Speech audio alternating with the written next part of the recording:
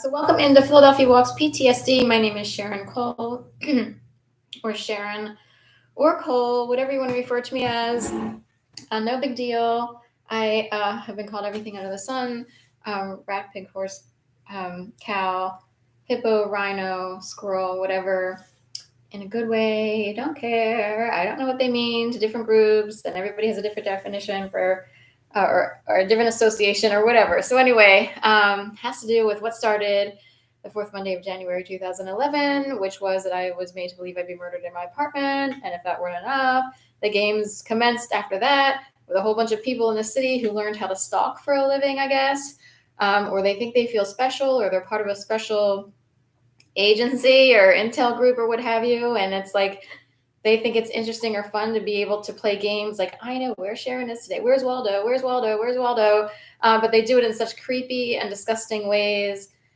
I don't know if they think they're part of a behavioral management team, as if, and these people need some serious behavioral management practices placed on them. But anyway, welcome to my 86th day of my one video each day, 365-day campaign, raising money for myself and ultimately, hopefully, a family left behind. Because of a life lost and robbed beginning the fourth Monday of January 2011. I was in a temporary job situation. I was dog walking full-time. I decided to take on a business temporarily. It was intended to be a temporary situation. I was not having the best of luck in the employment realm here in Philadelphia. I experienced a lot of odd workplaces and hostile work environments with a lot of bullies where they get to reign supreme and people act like it's normal. So I was like, I'll kind of venture over here into dog walking. But on a hopeful side, I had found some people I thought were pretty cool and awesome and good. And these would be in groups like a running group, volunteering with different groups like the Sapphire Fund, Team Philadelphia, which was for the LGBT community. It was an umbrella organization sort of aiding or raising money or even getting T-shirts for people who played sports in various gay sports teams. So maybe like I was running with a running group. There were people who played soccer, rugby, swimmers, so forth and so on. Baseball even, what have you. And they would even raise money to try to go to the gay games or gay Olympics. So anyway, and the one that was coming up that I thought maybe I had a chance to actually go to would have occurred in Cologne, Germany. I would have had about a year and a half or 2 years to sort of like prep for that. And I considered it. My main priority was potentially moving to the Pacific Northwest. It was something that I was quite serious about. I even signed up to run a half marathon in Portland, Oregon. I had this whole idea in place and plan.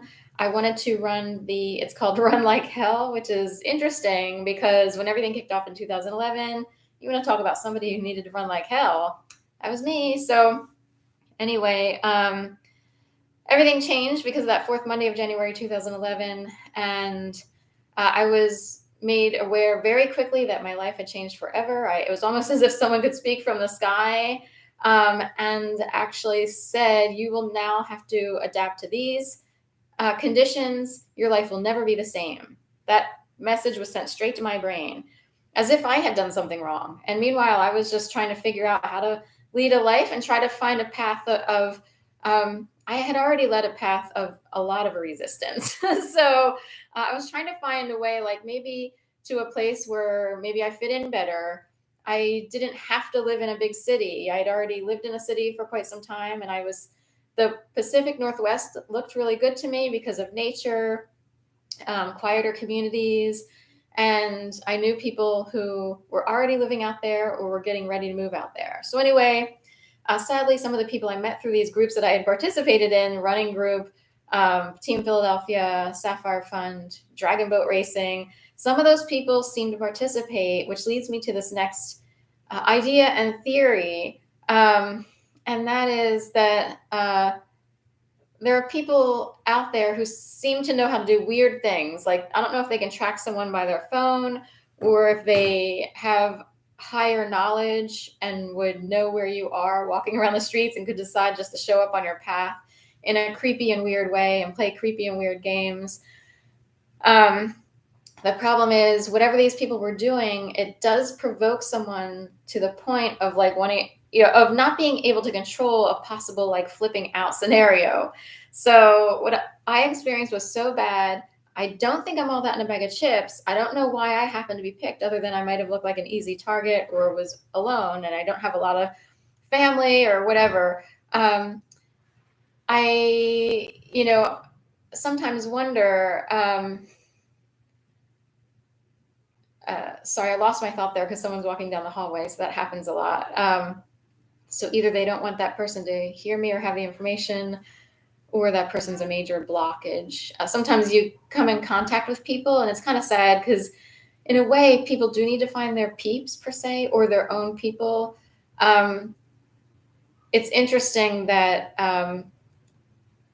one can thrive when in the right company, or they can feel blocked wherever they go. So when the wrong company is in your surroundings, your brain will shut down. So that's been another experience where it's like, oh, I have this whole plan in my mind of what I need to say, and I have a visual of it. But anyway, the provocation. So there are many times when I don't know why I was picked, other than seeming like an easy-ish target because I was a single female without a lot of family support. No one could really help me. And also my parents come from a certain background in education. So it would be hard for them to entertain the idea or understand the concept of what I was trying to explain. But I wrote a book called Duplicity and Duress: Snap Factories in the Making, because what these people do is turn the screws on people. They put them in the boiler pot, if you will, to see what people will do. And I wondered, and I even expressed this to my mom and dad separately, if I were a male, or if this had happened to someone who naturally has more aggressive tendencies. Men tend to have that because men tend to dominate. It's just sort of a fact of natural life or whatever. One little change in the brain and someone would have snapped out in a major way. Like, I think about this shooter in Nashville. I'm not giving excuses to this person. I'm just saying, was she provoked, or were they provoked? I realized she was a trans person, so she was. This person was going by the they pronoun, I believe, and they is what they used, is what the news agencies used. So this person, were they? And I think it's interesting. Yes, I forgot about this theory. I think it's interesting that people in the trans community use the pronoun they, because could there be a little group controlling a single person? I will type that in the comments, because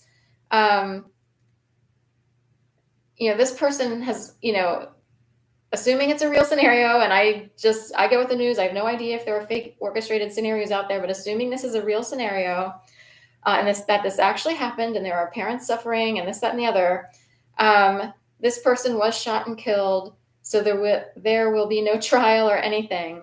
But could it ever come up in a trial that a single person is controlled by a group? There's a they out there. You see what I mean? In my book, I want to get across the point that large groups of people could provoke someone into like going completely mad and crazy. I had gotten to the point where I was yelling down the street at times because I was so angry by everything that was happening.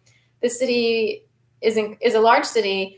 It was chock full of people behaving very oddly and badly. They were the terrorists. And I went through a phase where it's like I started yelling out. There were bike accidents that would occur. I had to stop riding my bike because in the past, no bike accidents.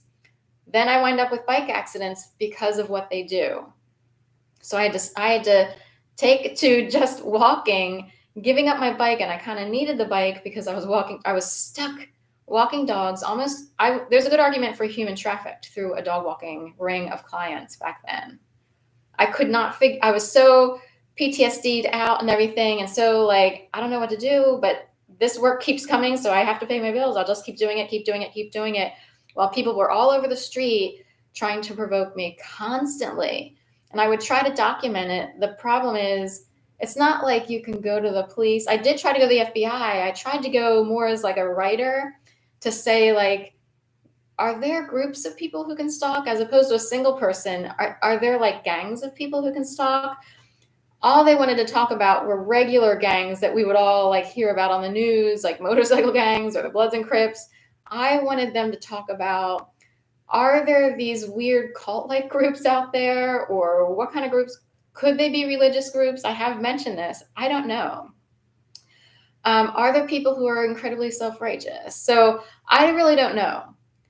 I was just guessing at my experience, but I did worry and wonder because I was like, I don't want to get so angry that they're trying to make me, or they're trying to provoke me into being violent.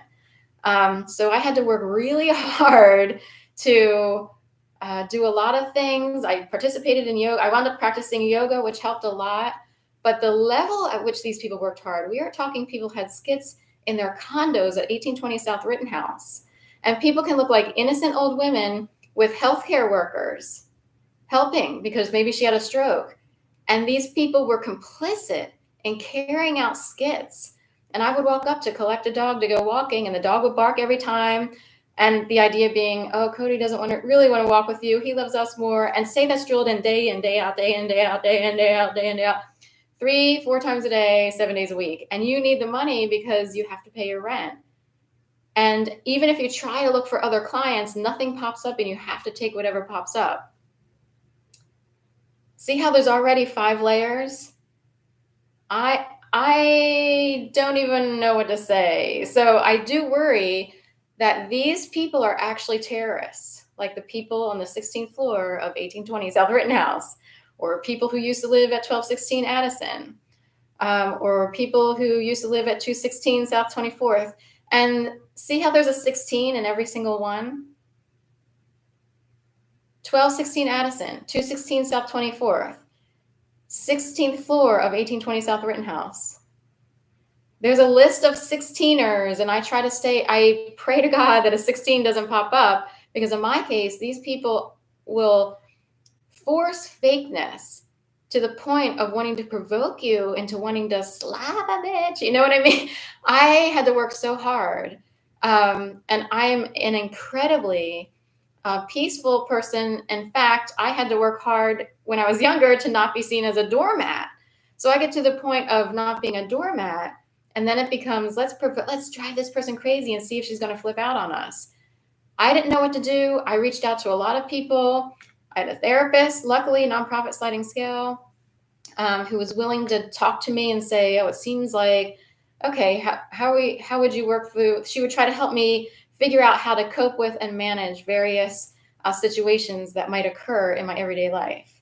Okay, what could you do if you encounter this? All right, we'll try to figure out maybe if you do this, and it helped me try to keep my brain working, like maybe I'll do this. But anyway, I wound up writing a book, Duplicity and Duress, Snap Factories in the Making, and what makes people snap out. And, religion did become a huge issue. In my case, technically, someone wanted to create this rift between various religions, say between the Christian community and the Jewish community. I wondered if they wanted to create a separation between the LGBT community and the straight community. I had found myself in the LGBT community, and I felt liberated and free because usually I was quite rejected by the male species. But I found acceptance in the LGBT community, but because my experience was so crazy, I wound up totally isolated, not necessarily trusting everyone from every group that I met, because a lot of people it got so confusing. A lot of people play the game. And it's like, are they really part of the LGBT community? Because they should be supportive. They should be supportive. Instead, they're doing the opposite. Really, I couldn't find many people who I could trust in general, other than it boils down to, in my case, I have just enough family members and I know them on a certain level innately. So I trusted my family members because I know at the core that people really can't hate each other that badly. even if you don't love everybody all the time and you're like, so-and-so sounds like this today, that's normal. But at the very core of it, the people I trusted the most technically are part of my own bloodline, because I would know them innately. That's about it. So in the end, those are the people technically at the core that I trust, or whom I trust the most. But the problem is, we're all supposed to have full lives. Hopefully people can wind up with a partner for life, or, hopefully have a family extended or what have you. In my case, that's been cut off. I can't, who do I trust because of what happened? All of these people who I met leading up to 2011 dehumanized me in a big way. That is a big word. I'll probably use it today in a live stream. But they dehumanize people. They stalk. They impose their beliefs in a weird and indirect way. They'll stand in front of your apartment. They'll show up as a client of yours in whatever business you might have. And then in odd ways, they try to impose themselves upon you. And try to act and behave in self-righteous ways, or they will set out skits and try to irritate the hell out of me. Whatever I witnessed up there on the 16th floor, I don't think this person lives there any longer, but that was whack.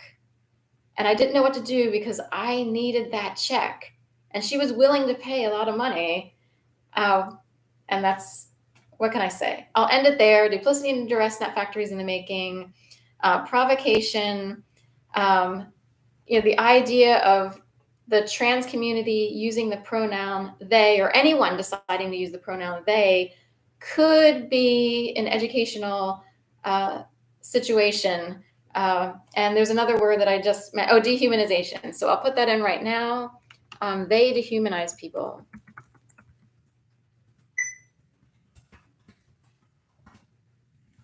They dehumanize good people. Okay. So dehumanization is a huge one. So anyway, that's it. Have a beautiful day. It's Tuesday. I'm sorry. My thoughts and prayers and what have you go to Nashville if this is in fact an actual event. And I'm going to go with it actually happened, just to spare those people who are potentially suffering the misery of feeling as if it were fake. I know there are people who, we won't get into it. There are people who are like, oh, Sharon's not a real person. She's a puppet, or she's this or that. I'm a real person with real feelings, and they dehumanize people, period. That's it. These stalkers, these people who might have 16 showing up. In my case, the 16 became a pattern. 16 in the addresses, 16 in phone numbers, 16 on the dog tags. Even the people who lived at 1216 Addison, they no longer live there. Everybody moved. So except for one or two clients, but 16 was even on the dog tag of their puggle. 16 technically isn't helping me. So I have to go with other numbers, I guess. I don't really know the number system. So anyway, have a great day. And thank you so much. Bye-bye.